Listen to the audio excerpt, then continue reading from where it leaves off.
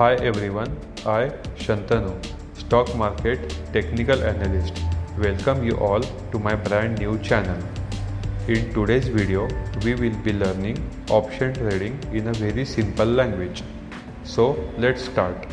इससे पहले कि हम ऑप्शन ट्रेडिंग की समंदर में उतरे, पहले यह समझ ले कि ऑप्शन ट्रेडिंग क्या है और हमें ऑप्शन की बिल्कुल भी आवश्यकता क्यों है। यदि आप सोच रहे हैं कि यह पैसा बनाने का एक और आसान तरीका है तो आप बिल्कुल गलत हैं। हमें यह सुनिश्चित करने जा रहे हैं कि इस वीडियो के अंत तक आप ऑप्शन ट्रेडिंग की दुनिया से अच्छी तरह वाकिफ हो। Let's see the dictionary meaning of options. So what is option? A stock option is a contract between two parties in which a stock option buyer, which we say as a holder, purchases the right, which is not an obligation, to buy or sell shares of an underlying asset at a predetermined price from or to option seller who is a writer within a fixed period of time. So option trading क्या है? आइए option trading को समझने के लिए एक बहुत ही सरल एग्जाम्पल लेते हैं। इस एग्जाम्पल में हम अलग अलग ऑप्शंस की टर्मिनोलॉजीज भी देखेंगे। तो अज्यूम करो कि आज की डेट 1 अक्टूबर 2022 है। सोचिए अगर मुझे आईफोन लेना है लेकिन मेरे पास उतने पैसे अभी नहीं है, लेकिन 1-2 वीक में अरेंज हो जाएंगे, तो मैं क्या करूँगा? पहले तो मैं मोबाइल शॉपी में जाऊँगा। तो मोबाइल शॉपी हुई हमारा स्टॉक मार्केट में डेरिवेटिव मार्केट। शॉपकीपर को बोलूँगा मेरे पास इतने पैसे नहीं है लेकिन मुझे आईफोन लेना ही है क्योंकि आगे जाके आईफोन की प्राइस बढ़ने वाली है, ऐसा मेरा एनालिसिस कहता है। तो इसमें आईफोन हुआ हमारा अंडरलाइंग एसेट, मैं खुद हुआ ऑप्शन बायर क्योंकि मैं आईफोन बाय कर रहा हूँ, और शॉपकीपर हुआ ऑप्शन राइटर क्योंकि वो आईफोन बेच रहा है। अभी शॉपकीपर मुझे एक ऑफ़र देता है कि आप मुझे 5,000 रुपये टोकन अमाउंट दे दो और मंथ एंड को आईफोन अभी जो प्राइस चल रहा है 90,000 रुपये, वो प्राइस में लेके जाओ। तो इस केस में 5,000 रुपये जो टोकन अमाउंट है वो हुआ हमारा प्रीमियम, ऑप्शन प्रीमियम, और मंथ एंड मतलब last Thursday of every month. तो इस केस में लास्ट थर्सडे ऑफ अक्टूबर वो हुआ हमारा एक्सपायरी डेट। तो मैं डील एक्सेप्ट करता हूँ, शॉपकीपर को 5,000 रुपये देता हूँ और एक रिसीट पे लिख के लेता हूँ कि मैं मंथ एंड को आके 90,000 में आपके तरफ से आईफोन लेके जाऊंगा।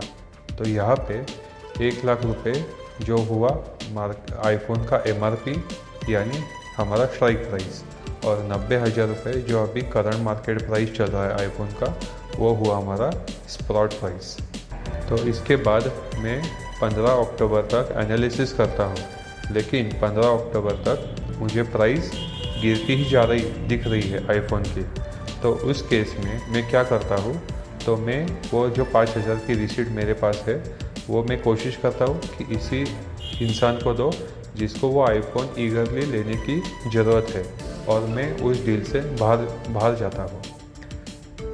ये हुआ एक एनालिसिस। दूसरा, अगर मैं एक्सपायरी डेट तक रुकता हूँ तो फर्स्ट पॉसिबिलिटी क्या हो सकती है? अगर मेरा एनालिसिस सही निकला आता है और आईफोन की प्राइस एक्चुअल में बढ़ जाती है due to market demand, and if it is crossing the MRP which is 1 lakh rupees plus my token amount, मतलब अगर प्राइस 1,05,000 के ऊपर चली जाती है तो मैं क्या करता हूँ, तो मैं ये कॉन्ट्रैक्ट एग्जीक्यूट करता हूँ on the date of expiry. तो वो मेरा राइट होगा और शॉपकीपर का ऑब्लिगेशन होगा। पॉसिबिलिटी 2 क्या होगी? लेकिन अगर मेरा एनालिसिस गलत गया और उस मंथ में एक नया आईफोन का मॉडल लॉन्च हुआ, उसके कारण जो मॉडल मैं ख़रीदने वाला था आईफोन का, उसकी प्राइस गिरती चली गई, तो मैं क्या करूँगा? तो either I will cancel the contract and what I will do, I will go to the another shopkeeper and buy the same iPhone model at the cheaper rate। यहाँ पे अगर एक्सपायरी के टाइम आईफोन MRP पे बेचा जा रहा है तो उसको बोलते हैं हम एट द मनी ऑप्शन। अगर सस्ता बेचा जा रहा है तो बायर के लिए वो हो गया out the money option, seller के लिए हुआ in the money option. And same अगर आईफोन महंगा बेचा जा रहा है तो बायर के लिए हुआ इन द मनी ऑप्शन और सेलर के लिए हुआ आउट द मनी ऑप्शन। ज़्यादातर ऑप्शन सेलर ही प्रॉफिट में क्यों रहते हैं? क्योंकि मार्केट का सही एनालिसिस रिलेटिंग टू आईफोन वो शॉपकीपर को ज़्यादा रहता है as compare to the iPhone buyer. 90% cases में शॉपकीपर को पता रहता है कि बायर टोकन अमाउंट देके वापस हमारे दुकान में नहीं आने वाला और बायर को जेब में से पैसा कैसा निकाल लूँ एज अ टोकन अमाउंट, ये शॉपकीपर का थिंकिंग रहता है।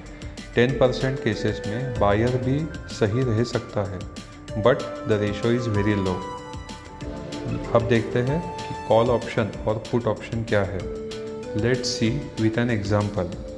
अगर हमारे लैंडलाइन की रिंग बजती है और हमें लैंडलाइन का रिसीवर उठाना रहता है तो रिसीवर का मूवमेंट क्या हुआ, डाउन से लेके अप तक। तो कॉल आया, रिसीवर उठाया, फ्रॉम डाउन टू अप, तो हम उसको बोलेंगे कॉल ऑप्शन। उसके बाद हमारी बात हो गई कॉल पे, हमने रिसीवर नीचे रख दिया, रिसीवर की मूवमेंट क्या हो रही है, फ्रॉम अप टू डाउन, मतलब रिसीवर हम पुट कर रहे हैं तो वो हो गया put option. As per previous example मैंने आईफोन को बाय कर रखा है तो मैं हुआ buyer, so I am buying a call option. Shopkeeper जो आईफोन को सेल कर रहा है तो वो हो गया seller, so he is selling the call option. Put option में एग्जैक्टली उल्टा होता है। As it's being my first video, आज के लिए इतना बस। आगे वीडियो में हम delta, gamma, theta, implied volatility, intrinsic value, time value ये सब सीखेंगे।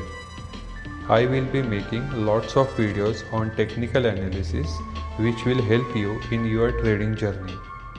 Please like, share and subscribe to my channel and click on the bell icon button so you won't miss any of my videos। मिलते हैं अगली video में।